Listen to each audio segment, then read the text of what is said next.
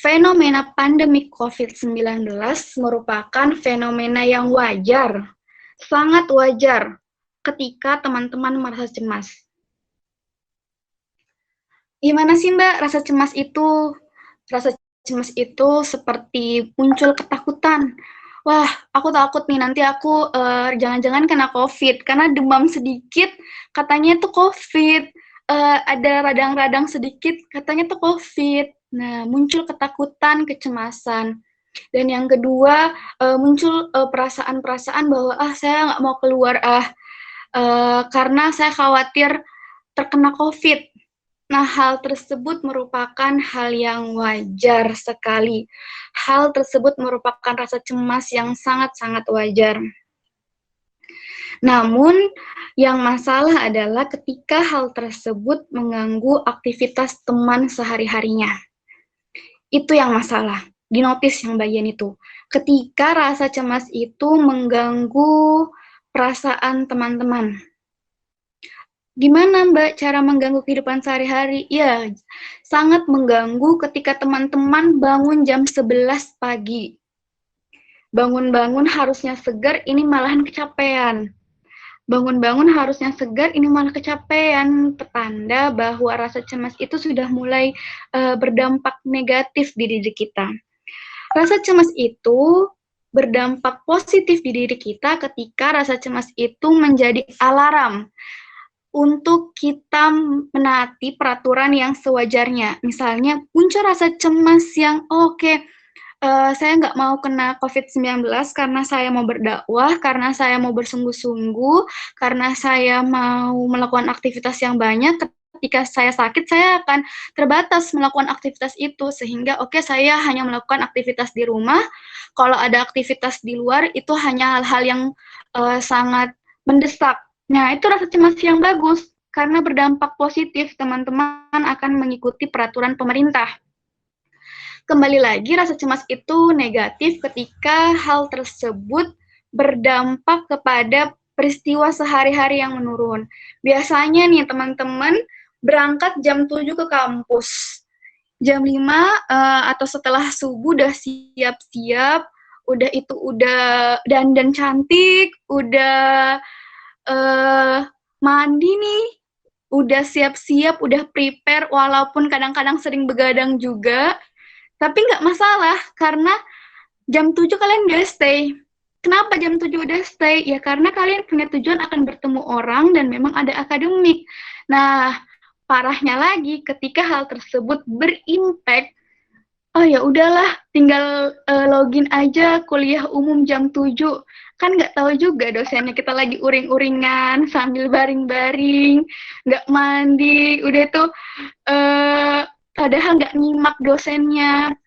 Nah, itu jujur aja nih, terjadi nggak? Oke, kalau nggak terjadi, alhamdulillah. Oke, selanjutnya. Hal tersebut adalah tahap pertama nih. Tahap pertama, kondisi teman-teman merasa atau berdampak negatif. Yang kedua, selain bangun lebih siang, jam 11, udah mau zuhur, ada juga yang kedua yang lebih parah. Ternyata rasa itu bertumpuk-tumpuk sehingga tugas-tugas kok semakin banyak dan nggak kelar-kelar. Biasanya, umumnya kita tergerak hatinya untuk belajar karena ada orang lain, ada dosen yang menunggu kita di kelas, atau ada teman-teman baik kita di kelas, sehingga kita bersemangat untuk ke kampus. Nah, ini tuh nggak ada. Jadi orang nggak tahu kalau kita lagi uring-uringan.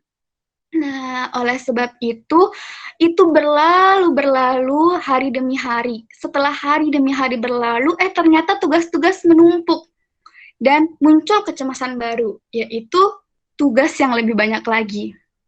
Nah, di fase kedua ini teman-teman udah mulai nih, ternyata uring-uringan yang saya alami itu sangat berdampak bahwa banyak tugas-tugas yang nggak terhalangi. Muncul lagi ketakutan,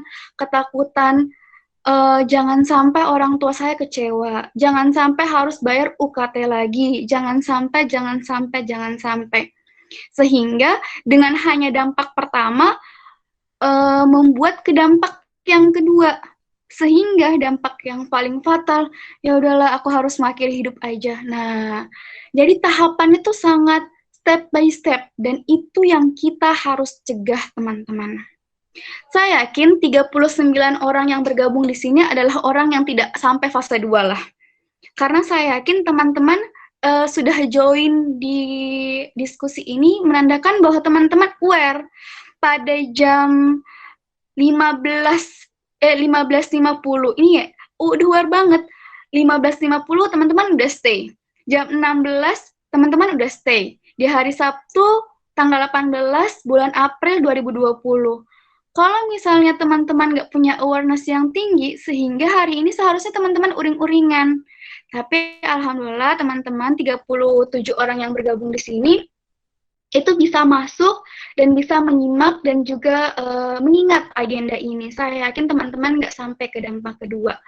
Nah, selanjutnya nih Mbak, dampaknya saya nggak alami sebenarnya. Saya nggak ngalamin dampak yang itu, dampak kedua sama dampak ketiga. Tapi muncul ketakutan yang lain. Nah, begitulah sifat kita sebagai seorang manusia. Dampak-dampak itu adalah bentuk dari kita yang merasa cemas, dan itu adalah hal yang wajar. Sekali lagi, hal yang wajar, kecuali dia berdampak hal yang negatif. Apa Mbak yang kedua yang akan muncul? Ketakutan di bulan Ramadan ini. Muncul pikiran-pikiran, tahun lalu di bulan Ramadan, saya tidak melaksanakan, kita melaksanakan taraweh. Di taraweh itu kita ketemu sama banyak orang. Di Idul Fitri itu ketemu sama keluarga. Ini tiba-tiba nggak mudik. Ini tiba-tiba kita harus selalu stay di Jogja misalnya. Teman-teman yang berada di luar Jawa. Nah, muncul masalah yang lain.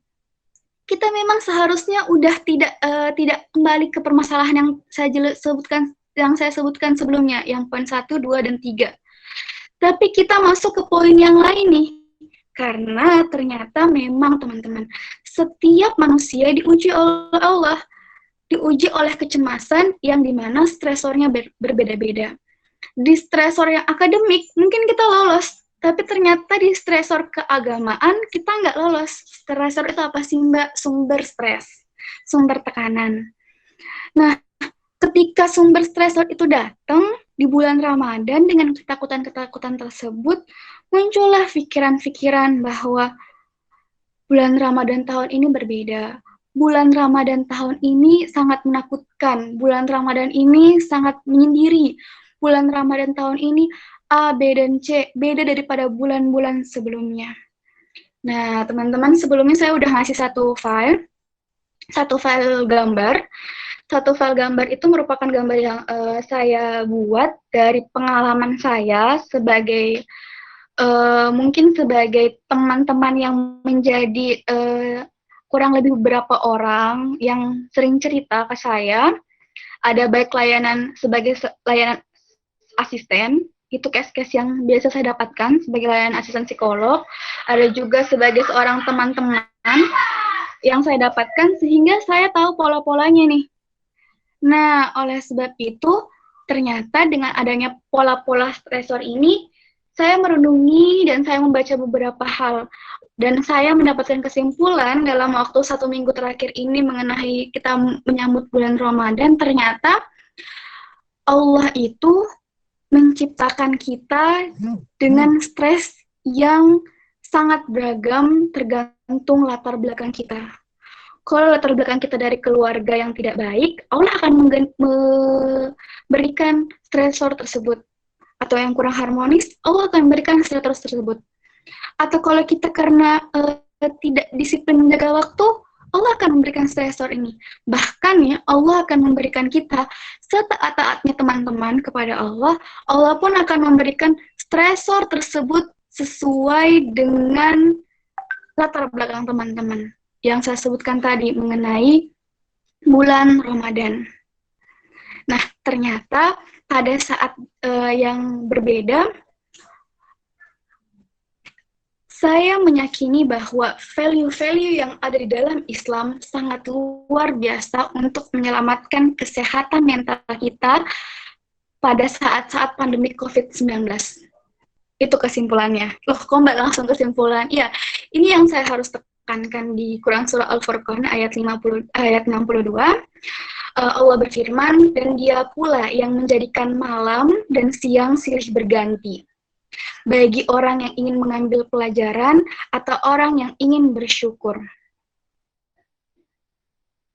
Ayat tersebut hanya menjadi ayat Al-Quran yang sebagai teks-teks umumnya ketika kita tidak maknai apa artinya.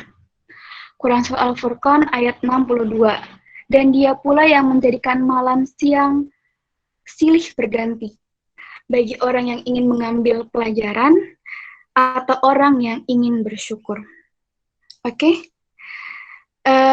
Di sini saya masih belajar, dan di sini saya sama sekali bukan menganggap diri saya ahli.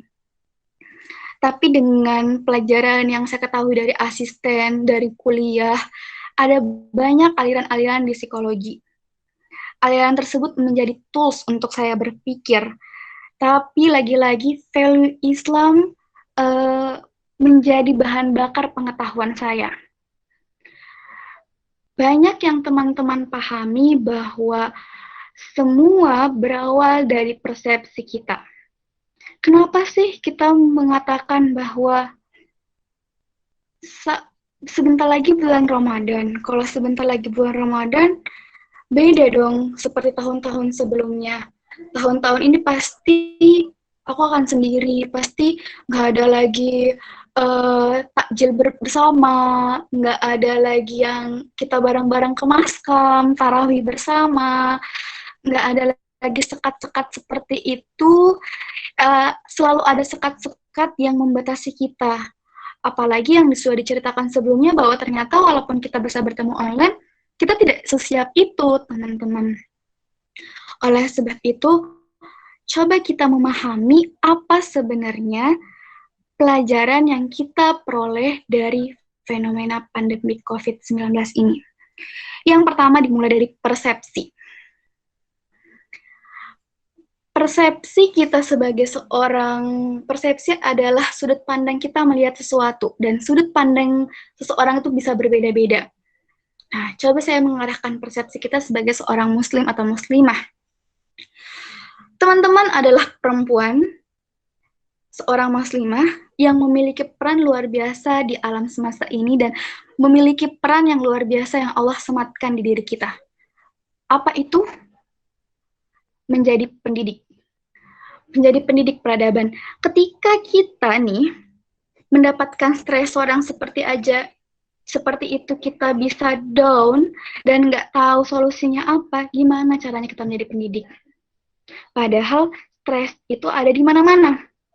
Oleh sebab itu, kembalilah ke poin kita bahwa lagi-lagi ini sudah sangat sering disebutkan, tapi lagi-lagi maknai dan ambil pelajaran ini. Ambil pelajaran bahwa setiap yang kita lakukan itu tentunya untuk mendapatkan atau diniatkan karena Allah. Jika ada sesuatu hal pun yang kita lakukan bukan karena Allah, maka perbuatan itu adalah perbuatan yang sia-sia. Begitu pula dalam menyambut bulan Ramadan. Ketika kita menyambut Ramadan bukan karena Allah, maka itu adalah perbuatan sia-sia. Apa sih yang karena Allah itu? Yang paling utama adalah diri kita sendiri. Menyelamatkan diri kita sendiri dari api neraka, menyelamatkan diri kita sendiri dari fitnah dunia. Itu dulu yang kita harus pahami. Menyelamatkan diri. Pertama nih, niat karena Allah. Persepsinya harus muncul. Saya udah ngasih file itu cuma 1 halaman, 1 gambar, dan saya akan nge-upload juga di Instagram Sehat Untuk Bekerja, salah satu proyek saya dan teman-teman mengenai pandemi COVID-19. Itu sudah jelas bahwa ada persepsi yang niat karena Allah. Niat karena Allah itu diiringi bahwa kita harus melindungi diri kita sendiri. Bukankah nih ya, di pesawat aja, yang teman-teman sering naik pesawat, ketika ada keadaan darurat atau keadaan emergensi di pesawat nih, yang pertama kali dikasih alat pernafasan siapa? orang di samping kita, pilotnya, pramugarinya, atau diri kita? Tentu yang pertama kali kita berikan alat bantu pernafasan itu adalah diri kita. Kenapa? Agar kita bisa membantu orang di sebelah kita. Is the point. Sehingga teman-teman selama ini cuma mikir, oh oke lah, niat karena Allah. Niat karena Allah itu ya udah kita melakukan semua karena Allah. Padahal banyak hal yang kita bisa pelajari lebih dalam. Salah satunya adalah niat karena Allah, yaitu dengan bentuk perilaku melindungi diri sendiri. Melindungi diri sendiri dari api neraka dan dari fitnah dunia. Nah, melindungi diri sendiri ini salah satunya dimulai dengan hal-hal yang dapat kita kontrol. Apa itu yang dapat kita kontrol? Pikiran kita, persepsi kita, pola hidup kita, gizi kita, dan lain sebagainya. Apakah kita bisa mengontrol kapan COVID-19 itu selesai? Tidak bisa. Apakah kita bisa mengontrol untuk semua warga Indonesia diberikan sembako yang layak? Apakah kita bisa mengontrol itu? Tidak bisa. Walaupun kita masih bisa berusaha. Tapi kita nggak bisa mengontrol itu. Lagi-lagi, itu bentuk bahwa kita sebagai manusia yang sangat lemah. Poin yang kita dapatkan adalah ketika kita menjadi manusia yang sangat lemah, itulah saatnya bahwa kita harus melindungi diri kita sendiri terhadap hal-hal yang bisa kita kontrol, yaitu pikiran kita. Nah, saya udah ngasih nih beberapa poin-poin yang teman-teman bisa ambil untuk menjadi sebagai sudut pandang apa sih yang kita pikirkan. Munculkanlah hal-hal yang positif, bukan hal-hal yang negatif, atau hal-hal yang negatif itu muncul hanya untuk mencegah kita melakukan perilaku-perilaku yang salah. Sedangkan untuk porsi pikiran yang positif diperbanyak. Loh, itu teori Mbak. Apa nih penjelasannya nih? Udah kasih contoh nih beberapa. Yang positif. Yang pertama, adalah janganlah kita berpikir bahwa bulan Ramadan itu akan datang, lah aku nggak bisa gini, aku nggak bisa gini.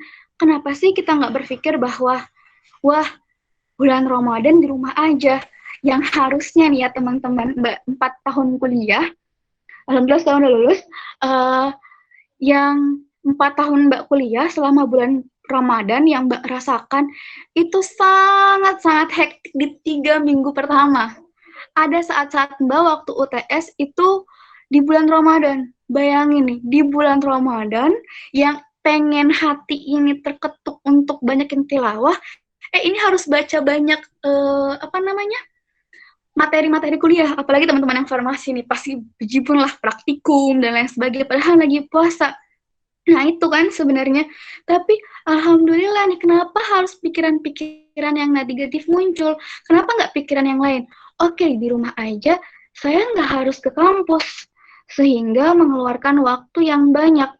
Sehingga dulu nih, punya terbersit di diri saya untuk menghafal Al-Quran. Dengan adanya itu, wah luar biasa dong, saya punya banyak waktu untuk menghafalkan Al-Quran, untuk tilawah. Oke, itu poin yang pertama. Ada poin positif itu yang muncul. Mbak, tapi kalau nggak sadar nih ya, tiba-tiba nggak sadar nih ya, itu muncul pikiran negatifnya. Oke, nggak apa-apa ketika pikiran negatifnya itu muncul. Oleh sebab itu, pikiran itu bisa kita ubah tahap demi tahap, teman-teman. Memang nggak akan instan, tapi kita bisa memulainya dengan tahap demi tahap. Yang penting, teman-teman punya niat dulu. Punya readiness-nya itu ada, keinginannya itu ada. Siap ready dulu lah, siap dulu, udah itu baru ada informasi, oh iya benar juga, karena COVID-19 kita bisa di rumah aja nih, yang harusnya nih biasanya UTS itu di bulan puasa, atau enggak, yang biasanya nih bejibun tugas-tugas dari dosen, ya sekarang bejibun juga sih, tapi setidaknya kita masih bisa handle di rumah. Sama yang kedua adalah kita bisa memaksimalkan waktu. Bukankah Al-Quran itu bukan seberapa banyak yang kita hafal, tapi seberapa banyak kita mengulanginya. Oke? Wah, luar biasa ya Islam, luar biasa aturan-aturan dari Islam yang tidak membuat kita beban sebenarnya, malahan menjadi obat kita. Salah satunya itu ternyata di dalam Islam ketika kita berinteraksi dengan Al-Quran, itu bukan karena banyaknya hafalan kita, tapi banyaknya interaksi kita. Itulah yang akan menjadi pemberat. Kok banyaknya interaksi kita, Mbak? Karena itu berbanding lurus dengan waktu yang kita gunakan di dunia. Ini kan pemikiran-pemikiran ini yang muncul nih. Yang kedua, persepsinya yaitu bahwa teman-teman menyadari diri kita akan meninggal kapan saja.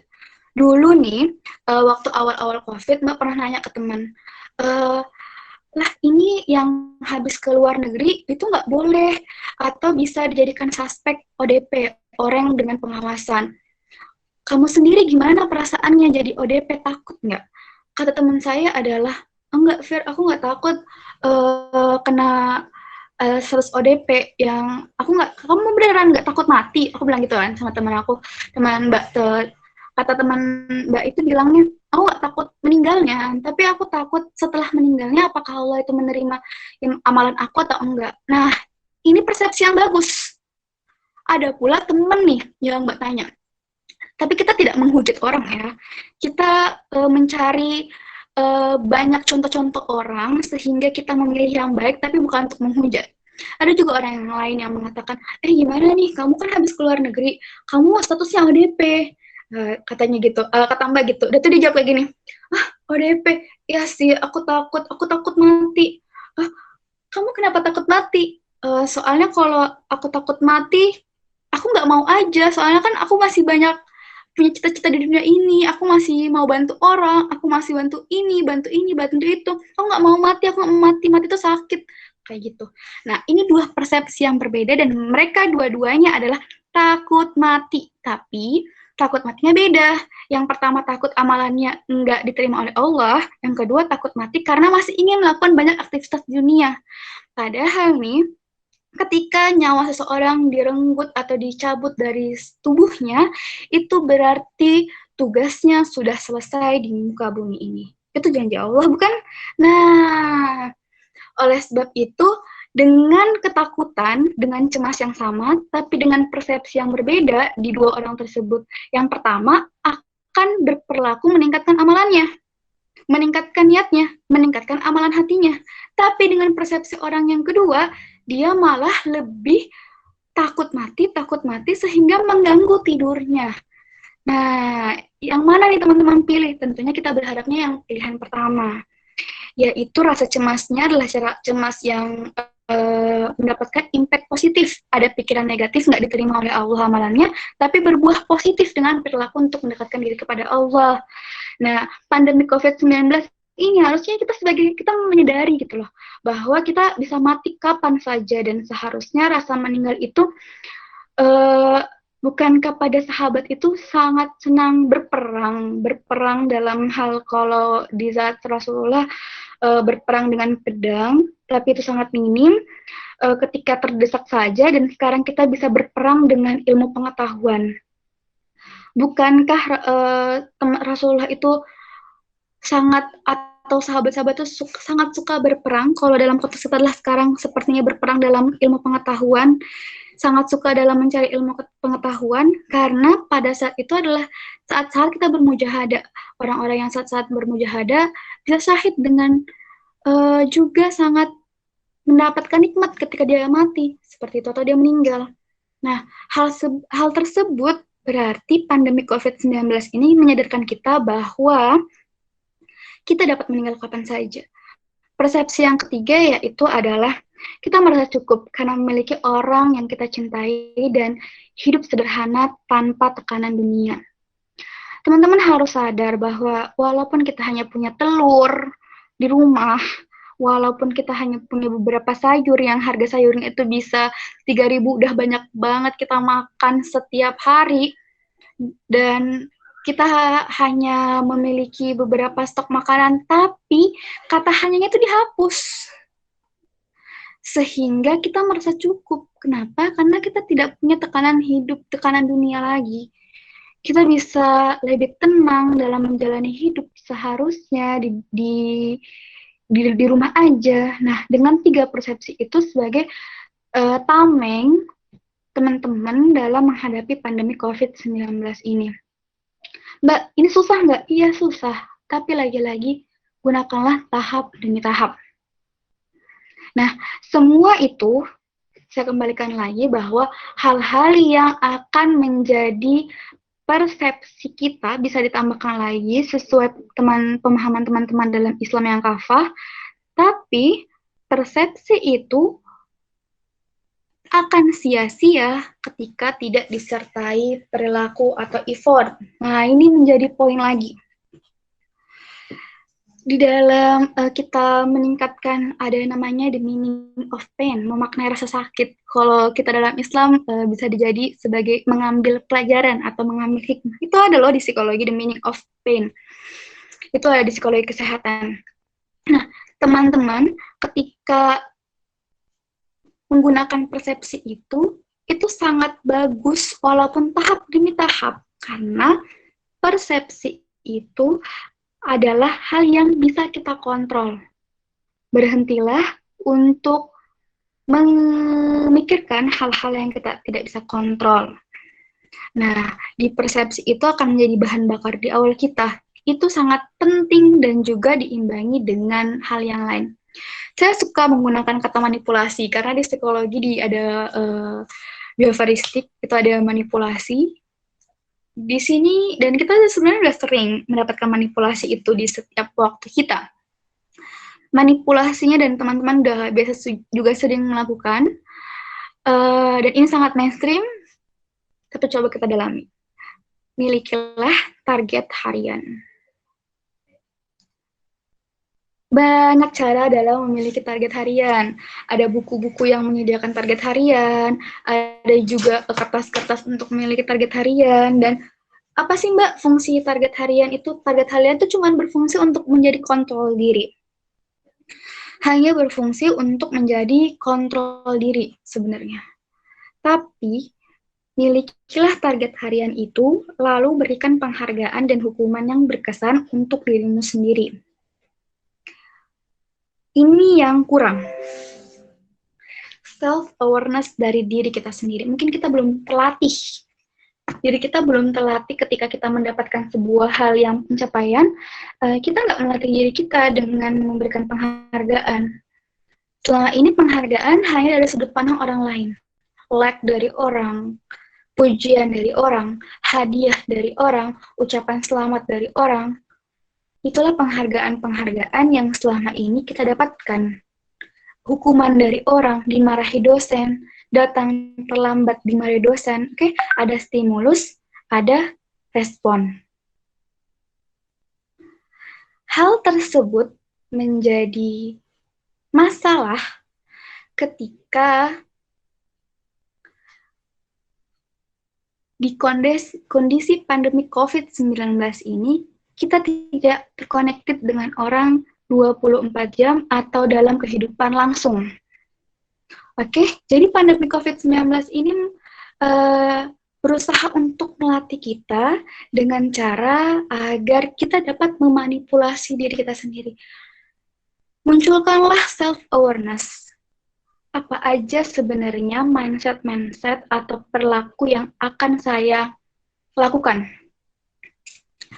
Kalau teman-teman baca, nah saya sukanya tuh sebenarnya banyak, saya nggak suka, bukan saya nggak suka sih, lebih saya cukup khawatir, saya cukup mendoakan banyak teman-teman kita yang dia menerima berita-berita hoax, sehingga berita-berita faktanya dia abaikan. Saya setiap hari biasanya mengamati laman dari pemerintah covid19.go.id dan juga podcast-podcast di YouTube tuh udah banyak banget yang sifatnya edukatif, bukan untuk memberikan kecemasan.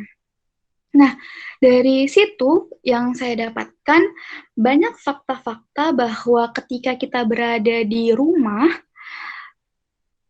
kita tidak sadar terhadap apa saja pencapaian yang kita alami. Padahal pemerintah sudah mengingatkan di covid19.go.id bahwa kita harus berolahraga, makan makanan yang bergizi, dan lain sebagainya. Banyak penjelasan para ahli yang lebih tertanam nih, misalnya teman-teman pasti udah tahu kan apa misalnya kayak gimana, kenapa sih jumlah positif itu meningkat. Ada salah satu YouTuber yang menjelaskan, itu kan pasti seneng kan teman-teman. Nah, tapi masalahnya adalah ketika kita menaati peraturan tersebut, mulai dari rumah kita, mulai dari diri kita sendiri. Misalnya kita bangun pagi setelah subuh nggak tidur, misalnya padahal itu ada di tempat agama juga, misalnya kita mencapai target tilawah kita, mencapai bacaan-bacaan kita, atau kita juga hidup sehat, mengonsumsi makanan yang sehat, atau minimalnya kita bisa masak, kita bisa menambah resep makanan. Nah, kita sayangnya tidak menghargai diri. Terus Mbak, menghargai diri kayak gimana? Banyak hal, dalam hal sifat dunia maupun sampai sifat akhirat. Itu gunanya untuk apa? Itu untuk gunanya memperkuat dari aktivitas-aktivitas kita sesuai target. Misalnya nih, carilah hal-hal yang berkesan. Hal-hal yang berkesan itu teman-teman bisa makan-makan bergizi dalam sehari misalnya. Apa achievement dari kita? Istighfar. Istighfar nggak banyak aja sih. Kalau teman-teman maunya istighfarnya 20 kali aja nggak apa, 10 kali, 100 kali. Loh, kok achievementnya apa, penghargaannya istighfar Mbak? Iya, bukankah dengan mengingat Allah, hati menjadi tenang? Itu sangat luar biasa loh teman-teman. Ketika teman-teman mencapai sebuah titik balik agenda harian atau target harian nih, misalnya makan bergizi atau olahraga, teman-teman memberikan penghargaan, ya udahlah untuk diri aku pengen kasih hati aku, jiwa aku untuk istighfar ke Allah. Tenang, matiin HP-nya, matiin gadgetnya, istighfar sampai 30 kali. Loh, bukannya itu kewajiban ya? Bukan, itu bukan kewajiban, tapi itu penghargaan kepada diri sendiri, penghargaan kepada jiwa kita, yang karena dia sudah bersungguh-sungguh. Nah, itu mindset-mindset yang digabung, mindset-mindset yang harus kita tekankan. Selanjutnya nih, hukuman. Hukuman yang berkesan. Nah, jangan sampai hukuman itu diiringi oleh perilaku-perilaku yang bagus. Kita memberikan diri kita ke perilaku-perilaku yang bagus. Misalnya, hukumannya apa? Kita bisa menghukum diri kita ketika nggak mencapai target tilawah nih, kita bisa menghukum diri kita untuk masak untuk besok hari. Nah, itu bisa, itu sangat bisa. Dan Mbak, kadang-kadang bolong-bolong nih dalam melaksanakan itu. Lagi-lagi tidak masalah, setidaknya kita punya niatan untuk ke sana dan kita tahap demi tahap mau ke arah sana. Dan bukan itu adalah proses yang lama. Ini bukan proses tahun, 2 tahun, sebulan. Tapi alhamdulillah dengan pandemi COVID-19 ini, teman-teman tahu dan ketemu nih dengan materi yang tadi. Nah, pesan Mbak ada 2 hal dalam melakukan ini. Yang pertama, berpikir kritis pun nih, itu nggak akan berguna ketika kita nggak punya pengetahuan yang banyak. Ketika kita nggak tahu mindset-mindset yang tadi. Ketika nggak tahu bahwa, oh ternyata ketika orang yang meninggal itu adalah orang yang sudah dicukupkan urusannya kepada Allah. Oh ternyata orang-orang yang dalam sebuah yang terkena wabah, oh ternyata dia nggak boleh keluar nih dari zona tersebut. Oh ternyata nggak apa-apa tuh sholat tarawih itu di rumah. Oh nggak apa-apa, ternyata sekarang nggak apa-apa tuh nggak sholat jamaahnya tuh di rumah atau sholatnya di rumah tuh sendiri nggak apa-apa. Karena itu tadi menghindari hal-hal yang lebih mudarat. Dengan konsep yang tadi bahwa kita seharusnya memanfaatkan indera yang sudah Tuhan kasih untuk menambah pengetahuan. Loh iya sih Mbak, senang banget menambah pengetahuan. Tapi teman-teman nih, salah satu tip berpikir kritis adalah dengan punya pengetahuan. Gimana caranya kita mau mengkritisi sesuatu ketika kita tidak punya ilmu-ilmu yang relevan untuk mengkritisi. Saya ulangi, bagaimana caranya kita bisa berpikir kritis, mengambil perilaku yang baik ketika kita tidak punya pengetahuan. Kita tidak punya pengetahuan untuk menambah pengetahuan. Kita tidak punya pengetahuan terhadap ilmu-ilmu yang relevan terhadap itu. Banyak hal, tasfiyatun nafs, fikih, ataupun teman-teman yang belajar reformasi, ini kan sangat related ya dengan keilmuan teman-teman dalam membaca jurnal-jurnal terupdate, membaca kasus-kasus terupdate. Sangat berbeda ketika kita membaca media sosial dan kita membaca jurnal. Itu sangat berbeda, dan ketika membaca jurnal itu udah plek gitu loh. Kalau teman-teman udah sering baca jurnal, di abstraknya gitu udah kelihatan kan latar belakang sedikit, udah itu metode yang digunakan, udah itu hasil penelitian, udah itu kesimpulan, dan itu konsisten tuh di setiap jurnal. Dan itu sangat membantu untuk memperkaya pengetahuan, sehingga yang dihasilkan bukan cemas, malahan sikap kehati-hatian yang tadi, bukan cemas yang berlebihan, malahan sikap kehati-hatian tadi. Oleh sebab itu sangat disayangkan ketika kita berada di kondisi seperti ini, kita menutup diri dari ilmu pengetahuan. Yang kedua yaitu adalah kita harus punya teman berjuang. Teman-teman di kosan, jadikanlah diri kalian sebagai teman berjuang. Jadikanlah ibu kosan sebagai teman berjuang, atau ajaklah teman untuk join bersama, buat agenda bersama. Yang paling penting dalam pandemi COVID-19 ini adalah kita tidak tahu ini kapan akan berakhir. Para ahli bisa menebak bulan Juni, para ahli bisa menebak bulan November, tapi sayangnya kita bukan ahli yang bisa menebak itu. Oleh sebab itulah, kita harus menjaga diri kita sendiri. Nah, dalam poin yang Mbak sudah katakan sendiri, bahkan nih Mbak tergabung di dalam salah satu asisten di COVID-19 ini yang mendengarkan atau intake form dari teman-teman yang mungkin merasakan kecemasan dalam COVID-19, Mbak pun istirahat dalam waktu 2 minggu. Bertugas, 2 minggu lagi free, 2 minggu bertugas. Itu untuk apa? Karena memang kita adalah manusia yang lemah. Sebanyak pengetahuan apapun yang Allah berikan kepada diri kita nanti itu manusia biasa. Manusia yang dimana manusia ini adalah tempat kita untuk merasakan lemahnya menjadi seorang manusia. Oke, dari situ ada beberapa informasi-informasi juga. Ketika teman-teman merasakan stres, khususnya ini teman-teman UGM ya, teman-teman UGM, teman-teman bisa, sudah ada juga informasi dari tim psikososial, coba dicek Instagramnya HPU,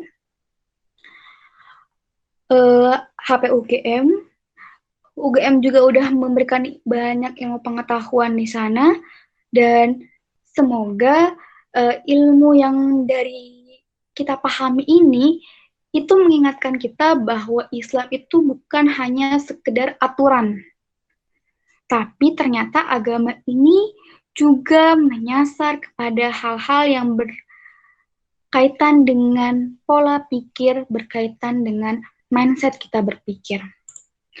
Nah, lagi-lagi Mbak mengulangi Quran Surah Al-Furqan ayat 62, dan dialah yang menjadikan malam dan siang silih berganti bagi orang-orang yang ingin mengambil pelajaran atau orang-orang yang bersyukur. Orang-orang yang mengambil pelajaran atau mengambil hikmah itu harus dilandasi dengan pengetahuan. Dia tidak akan bisa mengambil pelajaran tanpa dia punya pengetahuan itu atau ilmunya. Jadwalkanlah seminar-seminar yang akan teman lakukan selama 1 minggu ke depan, yaitu ulangi lagi, udah dievaluasi lagi. Dan satu hal lagi nih, yang kadang-kadang sering terlupakan, jangan sekali-kali menghina diri kalian. Hukuman itu bukan bentuknya menghina diri sendiri. Jangan sekali-kali menyalahkan diri kalian secara berlebihan bahwa aku tuh udah punya target tapi aku masih nggak bisa melakukan aktivitas ini, nggak bisa. Stop untuk melakukan itu di saat teman-teman pun nggak pernah bilang untuk berterima kasih kepada diri kalian sendiri. Karena mindset kita yang di awal adalah ketika teman-teman baru berkontribusi melalui akademik, berkontribusi melalui pendidikan, berkontribusi untuk keluarga dan sekitar, bagaimana caranya ketika kalian pun nggak percaya, rasa menyalahkan diri tadi itu adalah dapat berdampak kepada diri kita sendiri yang nggak percaya terhadap diri kita sendiri. Nah, gimana tuh? Oke? Jadi jangan sampai hukuman itu dalam bentuk menyalahkan diri. Contohnya, wah aku kayaknya, bodoh emang aku nih, bodoh nggak bisa, aku nggak bisa. Aku emang bodoh, padahal itu bukan waktu untuk menghina diri sendiri saat evaluasi, tapi menimbang, berpikir apa yang menyebabkan A, maka B, apa yang menyebabkan B, maka A, apa yang memperkuat A, apa yang memperlemah B. Itu yang harus dilakukan, bukan menyalahkan diri. Sehingga insya Allah dalam waktu bulan Ramadan ini kita bisa memanajemen waktu, tips triknya dengan membuat persepsi yang tadi dan juga dengan memanipulasi diri. Sebenarnya banyak hal, teknik-teknik yang lebih spesifik, tapi teknik-teknik hal yang lebih spesifik itu harus diimbangi dengan dua pikiran atau dua poin yang sudah Mbak sampaikan. Mbak udah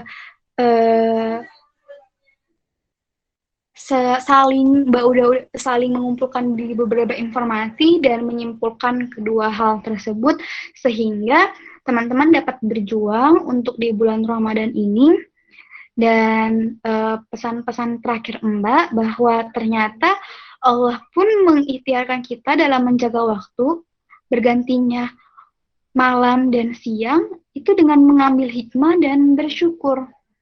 Syukur dan sabar bukan sebagai bentuk alhamdulillah aja atau sebagai Masya Allah aja atau astagfirullah aja, tapi syukur dan sabar itu juga dipengaruhi oleh apa yang teman-teman lakukan, baik itu aktivitas. Nah, terakhir, untuk lebih jelas manajemen waktunya bisa dengan lakukan adalah, tadi contohnya target harian. Target hariannya bisa 3 poin. Poin yang pertama, apa yang teman-teman lakukan, jangan bentuk kayak abstrak gitu loh, kayak misalnya, saya akan melakukan kerjain skripsi atau kerjain tugas mata kuliah apa misalnya, jangan, tapi spesifik perilakunya. Saya akan mencari paper untuk mengerjakan tugas di mata kuliah. Oke, jadi jelas, spesifik untuk perilakunya, mencari paper untuk bahan, bukan hanya mengerjakan tugas, tapi spesifik. Sama yang kedua adalah waktunya, waktu dalam melakukannya. Saya akan melakukannya dalam waktu 2 jam berikutnya, 3 jam berikutnya. Atau saya akan melakukan di tanggal sekian, sebaiknya 3 hari kemudian. Jangan juga sampai 1 bulan kemudian, lupa sendiri, kecuali memang hal-hal yang diagendakan untuk banyak orang. Nah, yang ketiga, selain waktunya, kapan bentuk perilakunya, juga tempatnya di mana. Oke, tempatnya di rumah aja nggak? Oke, tempatnya di rumah aja. Udah itu, apa yang teman-teman lakukan? Oh, apa yang teman-teman butuhkan? Laptop, ini, dan ini. Plus, yang terakhir, muncullah penghargaan apa yang saya bisa dapatkan ketika saya melakukan perilaku tadi. Sehingga ketika kita udah selesai dari kita sendiri, kita dapat berkontribusi ke orang lain.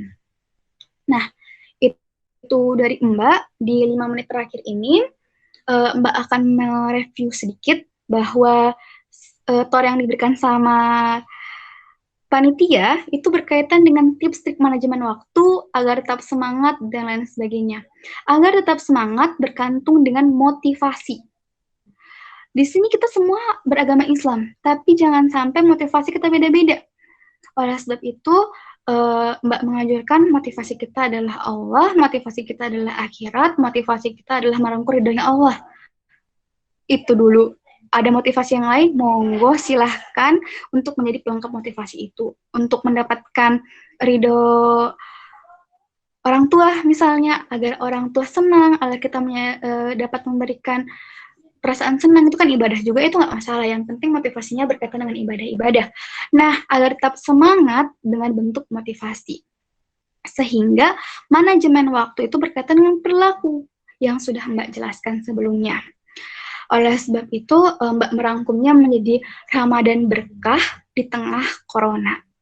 Corona ini makhluk Allah juga, tapi apakah kita siap untuk bersama-sama hidup rukun dengannya? Sama kayak kita punya musuhnya sering nyinyir, sering ngejulit, apakah kita siap untuk hidup berdampingan dengan teman kita nih, atau musuh kita nih, atau teman yang kayak rasa musuh, itu kan sudah yang kita hadapi. Nah, persepsinya sama ketika kita menghadapi corona atau COVID-19. Yang pertama adalah persepsi apa saja yang bisa kita kontrol, yaitu pikiran kita sendiri. Ini penting banget sih. Yang kedua adalah bagaimana kita memanipulasi perilaku kita. Teman-teman bisa buka Quran Surah Al-Furqan ayat 62 bahwa Allah telah menjadikan siang dan malam silih berganti ya. Jadi Masya Allah waktu itu bergulir. Kalau silih berganti berarti malam hari ini itu beda dengan malam yang kemarin. Malam 2 hari yang lalu, malam tahun yang lalu itu berbeda. Itu menunjukkan bahwa kita berada dalam satu waktu. Dan waktu itu akan Allah ukur, Allah akan timbang kecil diri zarah pun, ataupun Allah akan memberikan impact, baik itu dosa ataupun bentuk pahala, Allah akan memberikan. Nah, Allah pun memberikan itu, bukan? Itu adalah itu adalah hal yang lebih besar. Nah, tapi ada juga hal lebih kecil, yaitu kita sendiri mengontrol diri sendiri agar dapat berkontribusi untuk orang lain. Milikilah target harian. Mbak bisa sarankan kayak misalnya sholat subuh, setelah itu teman-teman bisa bisa berolahraga, makan makanan yang bergizi. Kok itu aja Mbak? Ya itulah aturan yang kita sebagai sebagai masyarakat yang bisa berkontribusi di tengah pemerintah kita yang juga saling bersama-sama untuk bergotong royong, baik itu NGO, masyarakat, dan insya Allah poin yang kedua adalah ketika kita mengambil pelajaran, yaitu dengan perubahan persepsi tadi, dan kita bersyukur itu dihadapi dengan persepsi. Oke, cukup sekian dari Mbak. Wah, pas banget ya, jam 4.50 kelar. Semoga tidak terlalu cepat, dan poin-poinnya teman-teman bisa melihat di gambar yang Mbak sudah share. Jangan lupa hubungi juga tim psikososial UGM ketika teman-teman butuh bantuan. Mariam aja nih Baginda dari perempuan yang dicintai Allah pun, Maryam merasakan sangat tertekan, dan di ayat Al-Quran mengatakan bahwa dia pun mengatakan bahwa saya ingin mati. Ya nggak masalah, yang penting kita tahu dan kita mengingat kembali bahwa Allah ternyata maha besar nikmatnya, sehingga Maryam mengurungkan niatnya dan menjadi perempuan yang mulia. Begitupun kita akan bisa menjadi seperti itu. Oke? Dan yang terakhir itu akan Mbak share di Instagram Sehat untuk Pekerja, salah satu proyek Mbak. Wassalamualaikum warahmatullahi wabarakatuh. Waalaikumsalam warahmatullahi wabarakatuh. Jazakallahu khairan kepada Mbak Fira yang telah menyampaikan ilmu yang sangat bermanfaat untuk kita semua. Kemudian sesi selanjutnya yaitu sesi tanya jawab.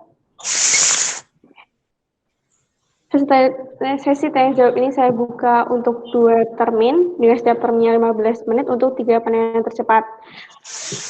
Bagi teman-teman yang ingin bertanya, dipersilakan mengirim pesan "saya ingin bertanya" pada kolom chat Google Meet, kemudian akan saya pilih 3 penanya tercepat. Untuk termin 1, saya buka dari sekarang.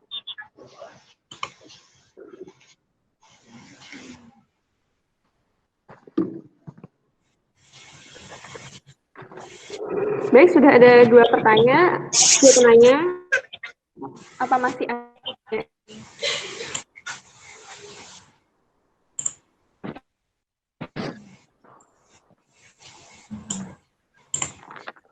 Baik, sudah ada 3 pertanyaan. Yang pertama yaitu Anastasia Rofiah. Saya persilakan untuk membuka mikrofon.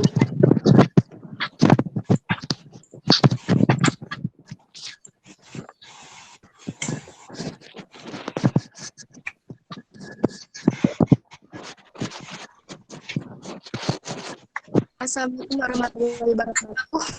Waalaikumsalam warahmatullahi wabarakatuh.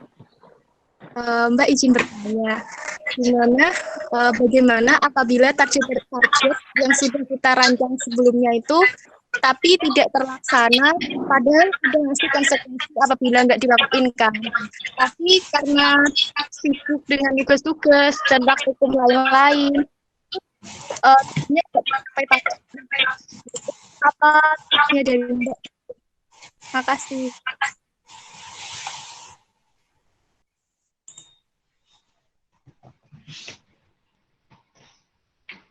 Oke, ini langsung dijawab.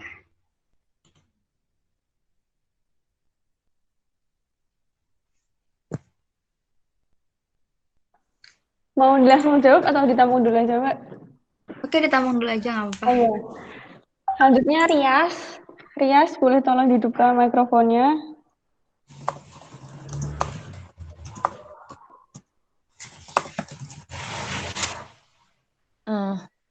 Cek, udah masuk kan? Masuk. Ya. Assalamualaikum Mbak, saya izin bertanya. Ini kan di Ramadan ini banyak banget seminar sama kegiatan yang ditawarkan dengan platform online dan banyak juga kegiatan-kegiatan yang gratis gitu dan menarik dengan tema-tema yang banyak gitu. Kan saya antusias nih buat ikut itu, tapi sekarang tuh saya mempertimbangkan tentang efektif nggak sih kalau saya tuh ngebom kegiatan ke diri saya sendiri gitu. Jadi banyak ikut seminar-seminar gitu tanpa memikirkan keefektifannya. Nah, saya mau minta sarannya dong Mbak, gimana caranya kita tuh memilih kegiatan supaya kegiatannya tuh nggak cuma kita ikut banyak tapi hasilnya nol itu loh. Sarannya supaya kita tuh ikut kegiatan dan benar-benar itu tuh produktif bagi kita tuh sebaiknya apa saja yang kita pertimbangkan dari awal saat memilih kegiatan-kegiatan seperti workshop, seminar, seperti itu Mbak. Terima kasih.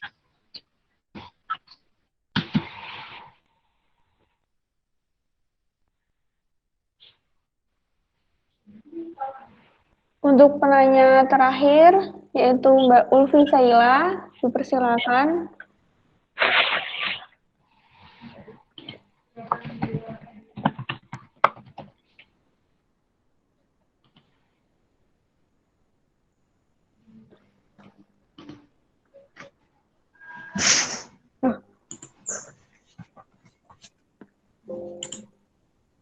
Mbak Ulfi Saila.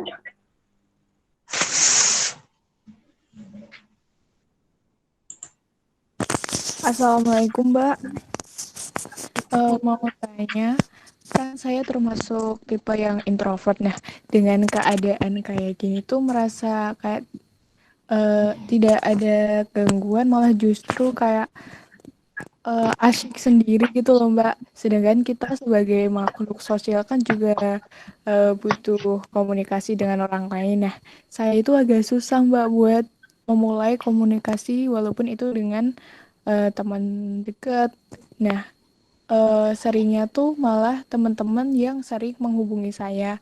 Nah, saya ingin tanya bagaimana sih caranya biar memulai komunikasi dengan teman, apalagi kan dengan adanya wabah ini kan jadi tidak, maksudnya pertemuan dengan manusia secara langsung kan jarang. Nah, gimana sih Mbak caranya biar bisa tetap menjalin komunikasi dengan baik sama teman? Terima kasih Mbak. Assalamualaikum warahmatullahi wabarakatuh. Waalaikumsalam. Monggo Mbak Fira dijawab, Mbak.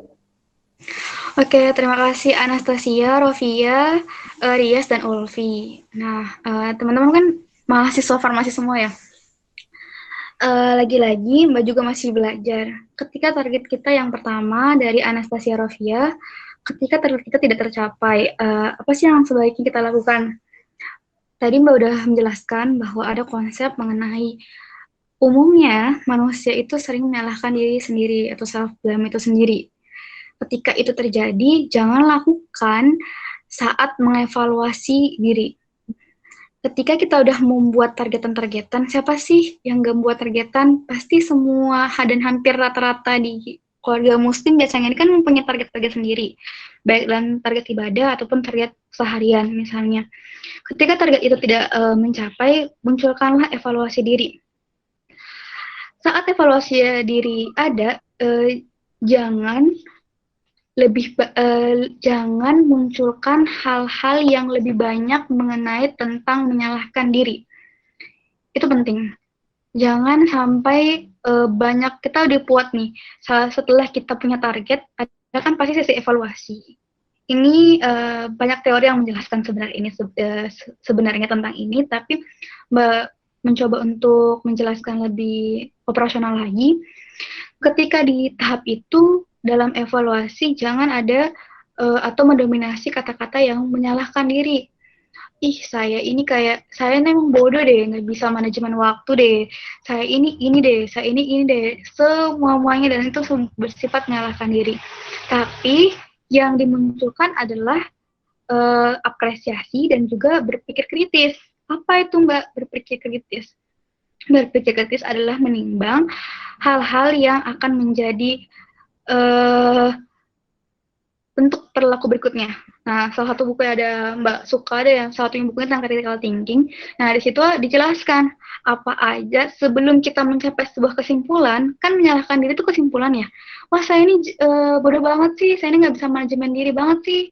Nah, padahal sebelum kita ke critical thinking, kita menyimpulkan itu banyak tahapannya.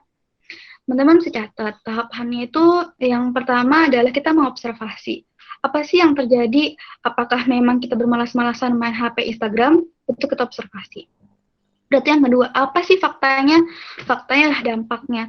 Dampak karena tidak menati target yang ada, ternyata saya semakin kewalahan mendapatkan banyak tugas. Nah, ada yang disebut dengan fakta. Ada juga, selain observasi, fakta ada juga mengenai pengalaman. Pengalaman, ketika saya mendapat ke ini, saya bisa melakukan ini. Nah, itu semua yang menjadi pertimbangan dalam berpikir. Yang terakhir juga pengetahuan.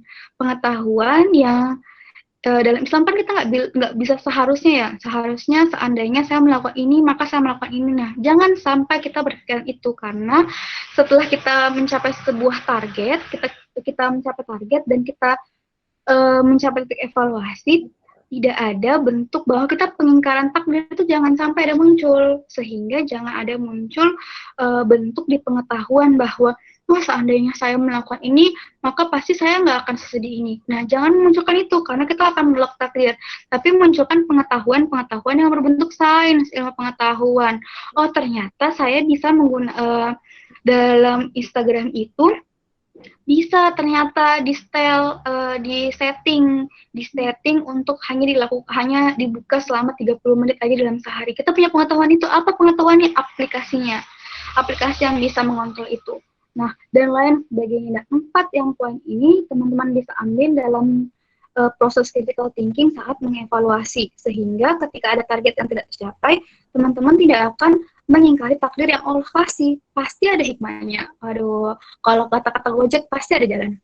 Oke, itu tentang ketika mencapai target. 2 tips, jangan menyalahkan diri dan gunakanlah critical thinking saat mengevaluasi. Nah, setelah itu kita juga dikasih tahu nih sama Allah bahwa sebaik-baiknya manusia adalah yang lebih baik daripada hari yang kemarin, bukan kepada orang lain tapi kepada diri kita sendiri. Sehingga ketika udah mengevaluasi kita bisa melakukan targetan-targetan yang lain dan kita menyesuaikan dengan diri kita. Ternyata saya cuma bisa mengerjakan soal matematika dalam waktu 3 jam. Ternyata saya bisa melakukan review jurnal selama 2 jam. Nah, banyak bukan waktunya kayak evaluasi tadi, oh oke, kemarin saya sesuai targetnya adalah melakukannya selama 1 jam. Oke, saya masih belajar, saya nambahin deh 2 jam. Enak evaluasinya, sehingga di kemudian hari atau keesokan targetnya kita bisa menyesuaikan diri. Tapi kita udah sesuai nih, 2 jam ternyata waktu yang pas, coba kita naikkan sedikit 1,5 jam. Dan begitu seterusnya. Sehingga ketika kita mengevaluasi, tidak memunculkan jiwa kita yang mengecut, tapi jiwa kita yang semakin optimis. Nah, itu semoga menjawab dan nggak terlalu cepat. Sama lanjut yang kedua, banyak banget seminar nih Mbak yang gratis, efektif nggak? Salah satunya seminar ini. Jadi teman-teman kebanyakan dari mahasiswa keluarga muslim farmasi bukan? Nah, karena teman-teman punya kepentingan. Oke? Teman-teman 34 orang di sini adalah teman-teman yang punya kepentingan sebagai pengurus, kepentingan sebagai anggota keluarga farmasi, dan kepentingan-kepentingan lainnya. Begitu juga dengan teman-teman di luar sana. Dia punya kepentingan. Oleh sebab itu, dalam mengikuti seminar, teman-teman harus punya tujuan. Atau dengan kata sehari-hari kita, punya kepentingan apa? Apakah kepentingan mencari ilmu, atau kepentingan sebagai tugas sebagai seorang pengurus, atau sebagai anggota, atau yang lainnya. Sehingga kalau mencari ilmu, teman-teman bisa mengkerucut nih, apa aja ilmu-ilmu yang teman-teman butuhkan. Apakah memang teman-teman butuh tentang fikih, tentang sejarah, tentang tasfiyatun nafs, dan lain sebagainya. Dan bahkan kita disarankan untuk mengikuti mata kuliah atau mata pelajaran yang dia lama, bertahap, dan juga di dalam mencari adab ilmu ya, lama, bertahap, dan juga berasal dari sumbernya. Nah, dengan seperti itu, dengan kata lain, walaupun banyak seminar gratis dengan kegiatan dan lain sebagainya, teman-teman bisa menyaring walaupun hanya dengan adab ilmu loh, teman-teman bisa menyaring sehingga teman-teman bisa lebih produktif. Itu tips dan triknya agar efektif, punya kepentingan. Yang terakhir, Ulfi Sheila, tidak ada gangguan nih selama proses ini. Terus gimana nih Mbak cara berkomunikasi yang baik? Justru Ulfi Sheila, ibaratnya nih kamu punya peluang yang sangat besar. Peluang di mana kamu udah ibaratnya tadi di pesawat, kamu udah punya alat pernafasan, kamu bisa menggunakan alat pernafasan dan kamu punya alat pernafasan yang memadai di saat pesawat sedang naik dan itu darurat. Nah, kamu bisa memberikan alat pernafasan ke orang lain. Nah, sehingga kamu punya tujuan dalam berinteraksi. Tujuan kamu berinteraksi adalah untuk menolong orang-orang yang tanda kutip misalnya biasa keluar, biasa beraktivitas, biasa punya hal-hal yang di luar sana, harus beraktivitas. Nah, kamu hadir untuk menemani orang-orang yang seperti itu. Itu sangat baik. Nah, sehingga ketika kamu udah asik sendiri, kamu juga punya targetan nih untuk tambahan. Targetan kapan sih kamu bisa bertemu dengan teman-temanmu atau bisa berkomunikasi dengan yang lain. Nah, itu yang paling penting adalah ketika kita menyadari bahwa kita udah selamat nih dari kita sendiri, kita juga dapat menyelamatkan diri orang lain, minimal sebagai teman untuk mendengarkan, bukan teman untuk menasehati, tapi teman mendengarkan. Itu udah sangat bagus dalam hal menolong teman-teman kita. Oh, apa kendalanya? Kurangan sembako. Nah, kita bisa mencari jalan keluar dan lain sebagainya. Tapi Mbak, kita kan tetap harus berkomunikasi. Oke, sekarang berarti khusus untuk orang-orang teman-teman introvert, teman-teman bisa membuat agenda sendiri, agenda rutinan untuk berkomunikasi, baik itu via chat, via video call, atau dengan teman-teman kosannya yang lain. Itu sangat bisa dilakukan untuk menjadi salah satu daftar targetan teman-teman. Nah, kayak gitu. 3, semoga kita menjadi orang yang lebih tawadu kepada Allah dan bertawakal, dan Mbak juga masih punya banyak salah. Oke, silakan moderator. Oke Mbak, untuk termin kedua, saya buka untuk 3 penanya tercepat lagi. Monggo yang ingin bertanya.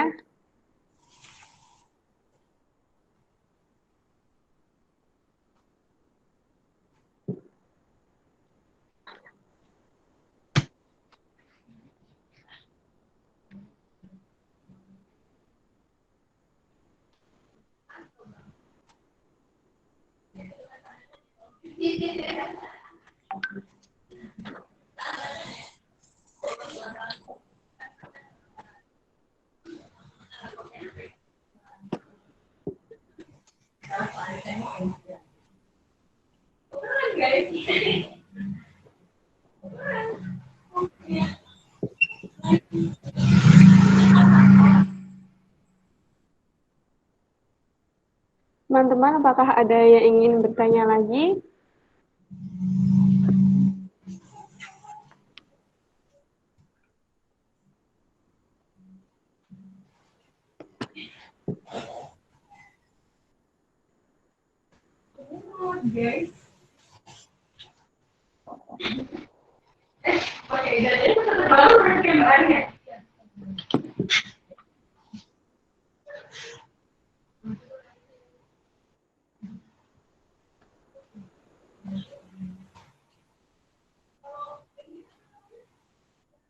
Jadi sepertinya tidak ada yang bertanya lagi. Kalau begitu saya tutup sesi tanya jawab kali ini. Kepada Mbak Fira, apabila ada closing statement, bisa untuk disampaikan, Mbak. Oke, terima kasih teman-teman yang udah bergabung. Semoga hari ini menjadi pengingat kita bersama dan juga menjadi tempat kita menyadari bahwa ternyata kita masih punya banyak, kita masih kekurangan banyak ilmu. Nah, oleh sebab itu semoga kita menjadi pribadi yang lebih baik. Sebelumnya, ingat COVID-19 itu sebenarnya adalah ciptaan Tuhan, dan di mana ciptaan Tuhan tersebut bagaikan orang yang nyinyir, bukan kita mau memusnahkan orangnya, tapi bagaimana kita hidup rukun dengan orang tersebut atau dengan COVID-19 dengan perilaku-perilaku kita, dengan persepsi kita. Nah, cukup sekian. Mohon maaf dari Mbak. Wassalamualaikum warahmatullahi wabarakatuh. Waalaikumsalam warahmatullahi wabarakatuh. Terima kasih kepada Mbak Fira yang telah meluangkan waktunya kepada kita untuk berbagi ilmu bersama kita pada sore hari ini.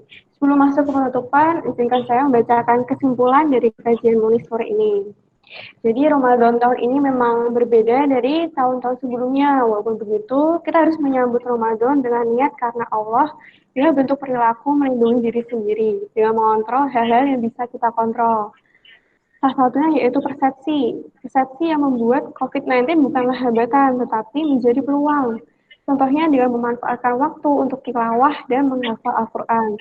Juga menyadari bahwa kita ini bisa meninggal kapan saja, dan juga merasa cukup dengan apa yang kita miliki. Selain itu, kita bisa memanipulasi diri kita sendiri dengan memiliki target harian dan menerapkan penghargaan dan hukuman untuk diri sendiri. Yang paling penting, kita harus selalu memotivasi diri kita dengan melakukan hal-hal karena Allah. Baik, sekian. Mari kita tutup kajian Munis ini dengan membaca doa kafaratul majelis bersama-sama. Subhanakallahumma wa bihamdika asyhadu an la ilaha illa anta astaghfiruka wa atubu ilaik. Terima kasih kepada teman-teman yang Terima kasih pada teman-teman semua yang sudah berpartisipasi aktif selama kajian berlangsung, juga pada Mbak Fira yang telah meluangkan waktunya kepada kita semua. Mohon maaf apabila terdapat kesalahan, baik dari sengaja ataupun tidak, selama kajian Munis sore ini. Ditunggu lagi partisipasi dari teman-teman untuk mengikuti kajian Munis ke depannya yang akan dilaksanakan setiap 2 minggu sekali. Terima kasih. Sekian. Wassalamualaikum warahmatullahi wabarakatuh. Waalaikumsalam warahmatullahi wabarakatuh. Terima kasih, Mbak. Yeah.